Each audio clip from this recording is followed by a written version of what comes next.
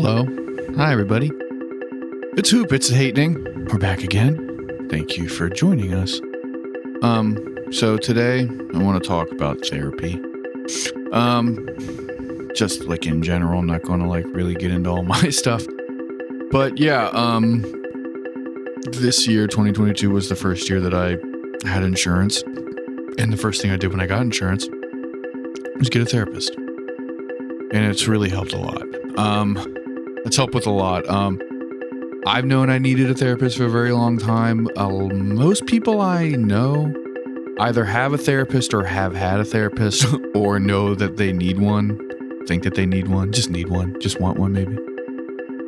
But at the same time, like, don't really have the means to get one, which is really fucked up. If you live in America, you know how fucking difficult navigating the healthcare system is, especially if you aren't fucking rich. And even like outside of that in general, right? Like getting therapy can be very difficult. One, just physically, like the act of being able to be seen by a therapist can be very difficult now, especially with like a lot of like the telecommuting and a lot of like the, you do it over your phone, you do it over the computer or whatever. So it feels like therapists are all full, So like I found one that was like in network or whatever that was provided by my healthcare provider basically. But like, I don't know what I would have had to do if I was just like, okay, cool, you're covered, go find someone, right? Because before I got coverage and I was like trying to feel out how I would go about finding someone, like every single person that like looked like they might be a good fit, which is a whole other thing, was just like, I'm not accepting new clients. You know what I mean? This company is not accepting, this practice isn't accepting like me as like an individual. We're not accepting new people. Wait list, maybe check back later, like all that stuff. And like, it makes sense if you're a therapist, you can only handle so many people. And I respect that. But at the same time, like it fucking sucks when you go through like the internal steps of realizing like, look, I need help. I need to figure some stuff out. I need some assistance in doing that. And then, just everywhere you turn being like, it's going to cost a lot of money, but I also just like, I don't have any room for anyone else. So good luck. You know what I mean? And I know I'm being a little bit brash about it, but it's just like, it's very frustrating thinking about like all the people who just like can't get help, and I know a lot of people who are mental health professionals who are involved in that field, and they, at least the people I know, really go out of their way to be available and affordable, do pro bono stuff, or really looking to help poor people and normal people and working class people. But that being said, like there's just so much wrong with everything involving mental health in this country that like there's only so much one person can do, even if they're dedicating their entire life to making things better for people, and therapy, admitting that you need therapy is scary and daunting. You know what I mean? Like I didn't really grow up in an environment on the macro or the micro where that was like normal. As I got older, it became more normalized. But that's a whole other like issue, like why I had a problem with some therapy stuff when I was like a teen and stuff. But like when we were growing up, people my age were growing up, like at least like in my tax bracket, like in my, part of the world, like no one went to therapy. Like it was like admitting that something was wrong, right? If you had to go to therapy, like you went to therapy, like if you're going to rehab, or like if you were fucking like getting divorced, you know what I mean? It wasn't just like, hey, I'm having a hard time. I want to talk to somebody. Like that just wasn't something that like people did. Now it's more common. Like I was saying, now like pretty much everyone has a therapist, and I'm really glad that that's sort of like the change that we've seen in like mental health stuff. I'm gonna try and get a friend of mine actually to come on and talk about mental health stuff from like their perspective of being like a professional, because it's like very interesting, the conversations that we do have.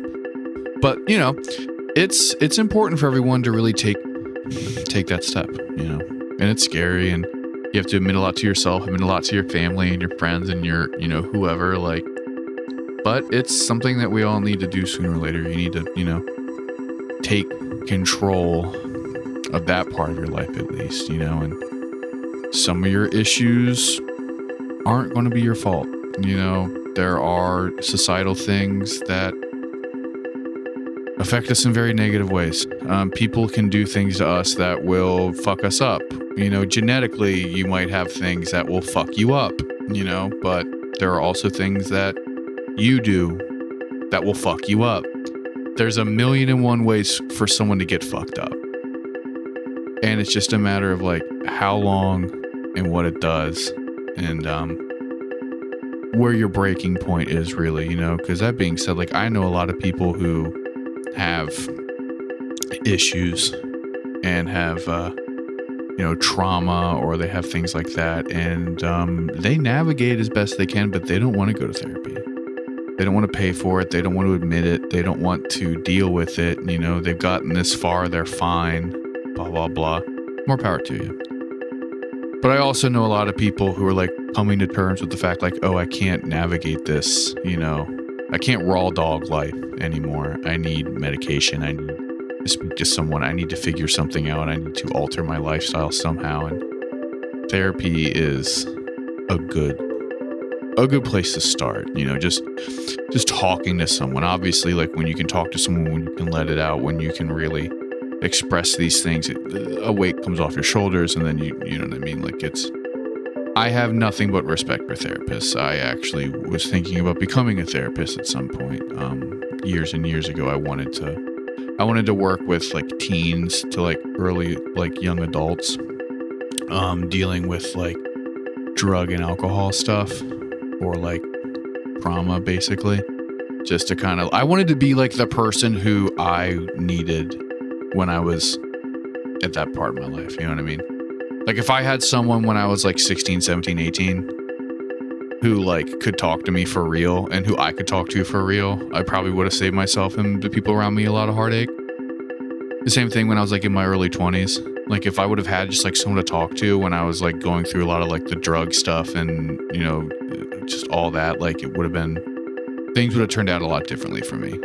So I kind of wanted to like provide that service for people. And I know a lot of people who are doing stuff like that, and it's fucking awesome. Like it really is sick.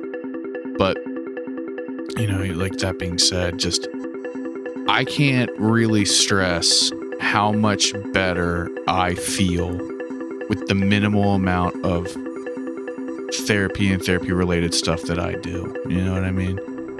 I talk to my therapist, and it's very slow process and it's very chill. You know what I mean? But even so, like for the 45 minutes that we do talk, like I come out of that genuinely feeling better, and I can look back from my start time until now and see a difference in how I view certain things and how I react to certain things and how I think about certain things. So I have seen an improvement in myself. People around me have noted that, you know, but I don't know. I think the big part too, if you're going to do therapy, or if you know someone who probably should maybe seek out some sort of like mental health stuff, it's not going to work unless you want to. And it's the same thing with getting sober. It's the same thing with everything. Like it's just not going to work unless you actually want it. Because if you're doing it for someone else, if you're doing it for a weird external reason, if you're doing it, it's just not going to stick. Unless you get to the point where you just like, fuck it, like this is what I need to do. And hopefully it happens before you hit the wall, before you hit rock bottom. But if not, nowhere to go but there from up. You know what I mean? There's nowhere to go from there but up. Jesus Christ. I haven't had to talk into a microphone in a while, so I'm not as eloquent as I once was. But you know what I mean? Like, for what it's worth, I definitely recommend people seek therapy if they think, even if you think you might need it, fuck it. If you can afford it, try it, do it. You know what I mean? If you're a therapist, you're an actual hero. You're braver than any Marine. But yeah, it feels really good to start to deal with your shit. And it's a very daunting task to look at that huge pile of laundry. You know what I mean? And think about all the loads you're going to have to do. But just start picking away slowly, and then it'll be easier and easier to do more and more. And then before you know it, you've made a dent, and you can see the difference and feel it. And it definitely makes the days go by a lot less painfully now. Now that I have a way to sort of deal with shit in a healthy way. And I hope that you can find that, or if you have found that, I hope that you keep it up. You know what I mean? I'm proud of you wherever you are in that journey, whatever stage you're at, and getting your shit together.